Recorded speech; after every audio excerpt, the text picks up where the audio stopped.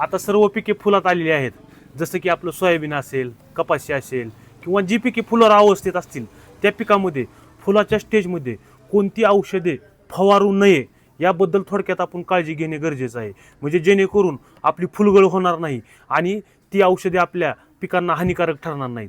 जसं की सिजेंटा कंपनीचं ॲक्ट्रा असेल, ज्याच्यामध्ये थायमोक्थॉक्झाईन हा घटक आपल्याला पाहण्यास मिळतो.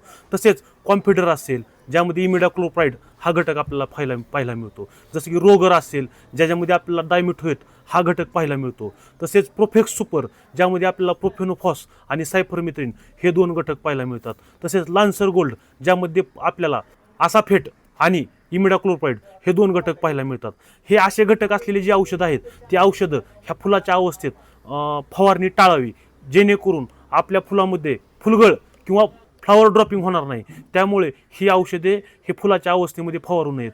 आणि आपण आपले झाड किंवा आपले पीक ज्यावेळेस फुलाच्या अवस्थेत असतात त्यावेळेस तुम्ही फवारणी ही दुपारच्या वेळेस अजिबात घेऊ नये, कारण दुपारच्या वेळेस मधमाशी ही ॲक्टिव्ह असते. मधमाशी ॲक्टिव्ह असल्यामुळे तुम्ही दुपारच्या वेळेस जर फवारणी घेतली तर आपल्या फुलामध्ये परपरागीभवन होणार नाही. त्याच्यामुळे दुपारची फवारणी शक्यतो टाळावी. फवारणी ही सकाळी किंवा संध्याकाळी शक्यतो घ्यावी. तसेच फुलाच्या अवस्थेमध्ये उग्र वासाची औषधे ही आवर्जून टाळावी.